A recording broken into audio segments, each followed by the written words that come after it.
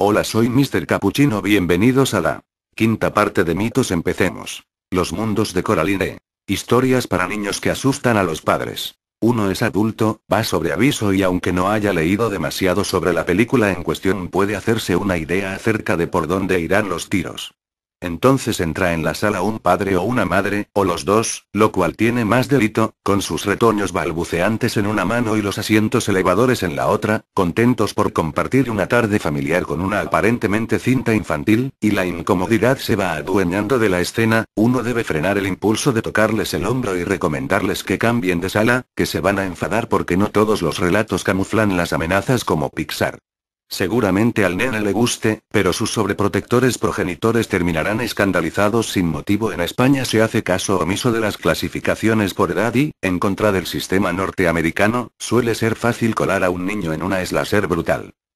Pero este no es el caso, no hay malicia en la elección y sí un poco de desinformación o de frustrante factor sorpresa. El colorista cartel español de la excepcional Los Mundos de Coraline 2009 puede conducir a error de quienes recuerden al Henry Selick musical unido al más benévolo Roald Dahl en James y el melocotón gigante 1996, y se equivocarán aún más si se aferran a Tim Burton y su generosa esperanza disfrazada con trajes sombríos. Al lado de Coraline, Stardust. Matthew Vaughn, 2007, otra película basada en una novela de Neil Gaiman, es un cuento blando para preescolares, un estallido de hadas y brujas hermosas en oposición a la decadencia de la realidad de Coraline y la sensación de peligro que recorre el mundo descubierto tras una diminuta puerta y un túnel. Si usted nunca le leería a sus hijos un capítulo de Lewis Carroll, si cree que el susto, el abandono, las tormentas, las heridas y los objetos punzantes deben desterrarse de su imaginario, entonces tome nota de las trampas que habitan en su videoteca. Fantasía. Dva, 1940. Disney supo repartir los tempos de los distintos segmentos rodados para una película tan larga, 2 horas, demasiado para el público infantil que difícilmente los pequeños llegarían a asustarse del tramo final. Al menos con la llegada del vídeo, cuando cada cual se encontró capacitado para detener la cinta tras el baile de los cardos cosacos, la pastoral mitológica, el ballet de hipopótamos o el insigne cuento de aprendiz de brujo. Ese momento quizá los niños pedían a sus acompañantes abandonar el cine, quizá absorbían con mayor facilidad que la música clásica el episodio de Noche en el Monte Pelado, con escalofriante partitura de Modeste Mussorgsky y dibujos a caballo esquelético entre lo goyesco, Borges y las veladuras de los primeros efectos especiales del mudo. La carreta fantasma, Víctor Ekström, 1920. No importan las pesadillas de peaje, hechizan los círculos que un gigantesco Belcebú traza con sus uñas negras en esos torbellinos de ectoplasma cadavérico y que el tañido de las campanas aplacan como a un cachorro travieso. Aunque el remedio es peor que la enfermedad, daba tanto más miedo esa procesión de velas informes al son de un Ave María que anuncia la muerte de una película extraña, ecléctica y de transiciones escurridizas, como los sueños pastosos que a la noche brindan a sus diminutos espectadores. Pesadilla antes de Navidad.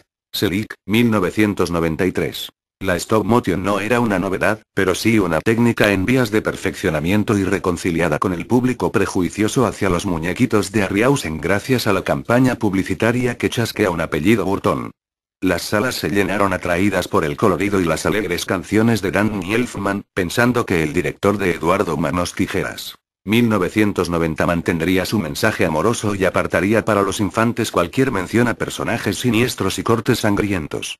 Lo primero se cumplió, en lo segundo intervino Selick inyectando una mala leche que los pequeños adoran y a los padres les hace revolverse en la butaca más que unas hemorroides. ¿Cómo pueden sus adorables hijos divertirse con un pueblo infestado de parias del cine y la literatura de terror, hombres lobo, vampiros, chiquillos de caretas demoníacas, un hombre del saco relleno de bichos, doctores repugnantes que se rascan el cerebro y chicas que van por ahí perdiendo las extremidades? Jack Skellington demostró que no es necesario poseer los atributos normales para resultar expresivo y atrayente, aunque muchos padres molestos prohibiesen a sus retoños rever la película, no fuesen a hipnotizarse con el juego de espirales que salpica las imágenes y a convertirse en anticipos de adolescencia gótica. Gremlins. Joe Dante, 1984. ¿Qué lista de Reyes Magos no ha incluido un gizmo, a poder ser real como el que recibe Billy y Zach Galligan, en su defecto de peluche para que puedan lavársele las manchas de suciedad sin riesgo de que las pelotillas de pelusa se transformen en lagartos de retorcida cinefilia y desenfrenados hábitos nocturnos? A los padres se les escapa el mismo o enternecido ante la criaturita de cuerpo mullido, ojos inocentes y chistosos pabellones auditivos, pero las muecas que más tarde se les pintan en la cara, como si la metamorfosis les afectase a ellos, anuncian que el sistema censor se ha puesto en marcha y detecta que el argumento no trata de una amistad interracial a lo Steven Spielberg, 1982. Y, sin embargo, los monstruos que surgen de la piel de un gizmo mojado, expuesto a la luz y satisfecho de comida tras la medianoche para aterrorizarle, componían una efectiva advertencia en los juguetes que destilan dulzura y buenos valores. Puede dormitar el terror de una perfección engañosa y hueca. Su proyección debería ser obligada a los progenitores proclives a regalar muñecos bien a su prole, cada uno con sus respectivas adaptaciones cinematográficas o televisivas, a cada cual más horripilante, esas Barbies, Bratz, Loonies, Teletubbies. Fantástica aventura.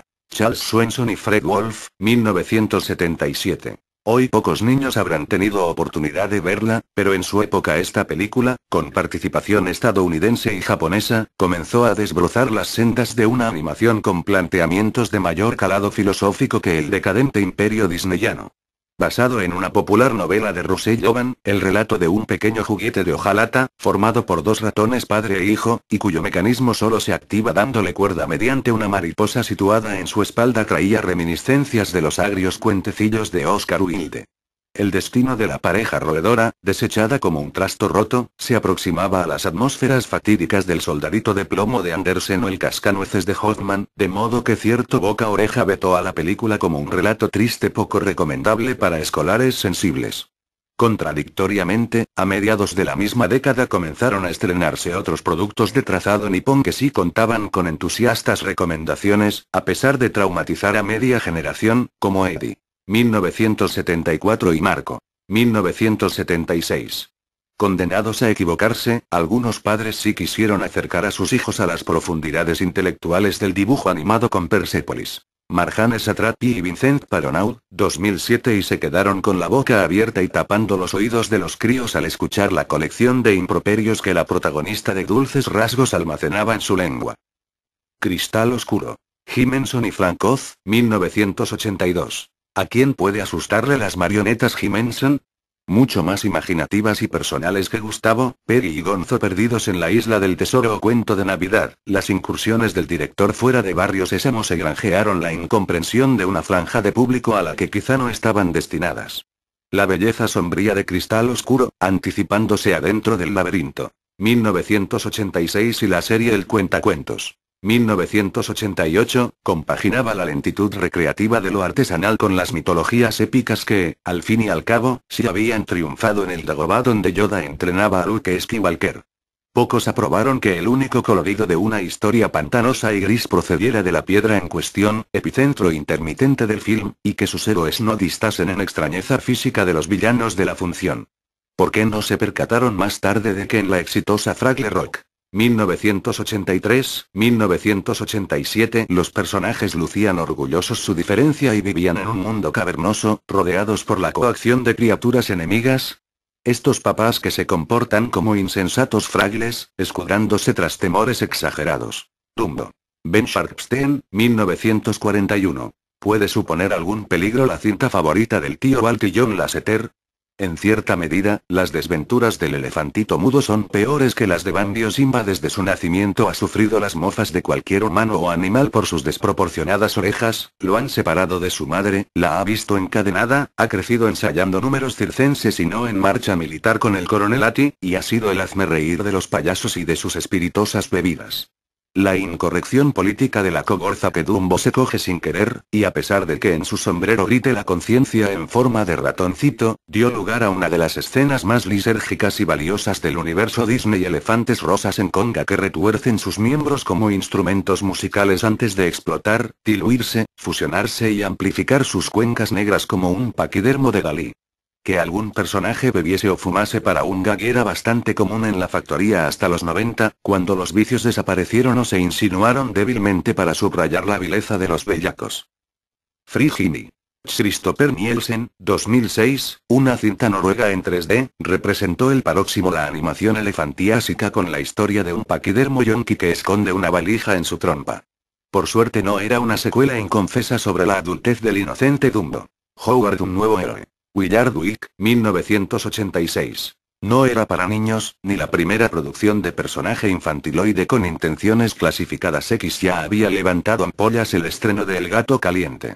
Ralph Bakshi, 1972, pero en el póster solo se veía un huevo roto por un pico con un puro y de algunos carteles desapareció, un título con letras parecidas a Regreso al futuro. 1985 y hasta un par de adolescentes a la moda.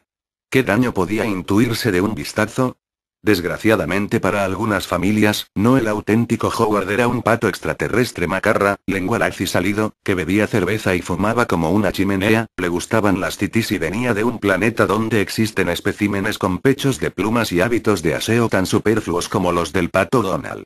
El cóctel fue un despropósito que descolocaba más de lo mucho que parecían haberse colocado sus guionistas en el proceso. Beowulf. Robert Zemeckis, 2007. Aún menos recomendable para menores, aunque en su contra jugaba la asociación entre Zemeckis, animación y la familiar Polar Express. 2004, y el calado de literatura fantástica que desde El Señor de los Anillos atrae a no pocos párvulos a las salas. Tras el guión, el Gaimán de Coraline se prodigaba en detalles truculentos y maldiciones agoreras para cubrir de sombra y decrepitud a todos los bandos de la lucha, en especial al musculado paladín. Un guerrero, una reina hermosa y una bruja dotada de la fisonomía de Angelina Jolie no auguraban las juergas medievales amenizadas con canciones verduzcas que estarían prohibidas hasta en la taberna de la hermana fea de Shrek 2, la viscosidad de un Grendel que mastica cráneos como nueces y las coreografías de iluminación discotequera y órganos expuestos con que Zemeckis dota de madurez a la motion capture. Tampoco parecía muy recomendable para adultos, pero el tándem de creativos tras el proyecto consiguió sorprender más de lo esperable con esta diálisis de la falsa nostalgia que rodea a los cantos arcaicos. Y aunque la técnica animada de momento solo sirva para operar los defectos de los actores, ahorrarse decorados y vestuario de época, permitirse virguerías de cámara y confundir al respetable en una tarde de cine con niños. El secreto de los hermanos Grimm. Terry Gilliam, 2005. El origen de lo adecuado, los culpables de que la perturbación se adentrase en los dominios de la infancia y de que el cine y las ediciones ilustradas intentasen corregir sus desvíos. Los hermanos Wilhelm y Jacob Grimm se recorrieron los cantones germanos rastreando historietas tradicionales y no espíritus de pega como recrea Terry Gilliam en su decepcionante versión, trufada de menos golpes macabros de lo deseado, y aunque ver a un gatito blanco caer en una máquina despedazadora tras una cruel patada tenga suficientes bemoles como para amedrentar al niño más impávido.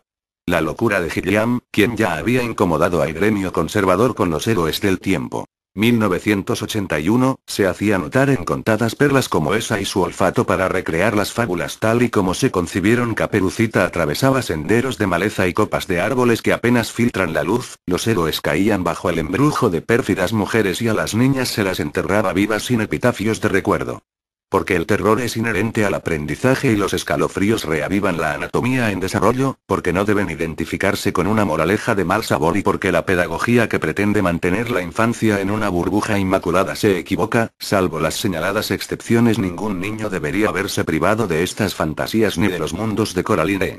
Y si los padres sienten miedo, que le den la mano a sus hijos para confortarse. Bueno, esto es todo. Un saludo a mis suscriptores, adiós y que la fuerza los acompañe.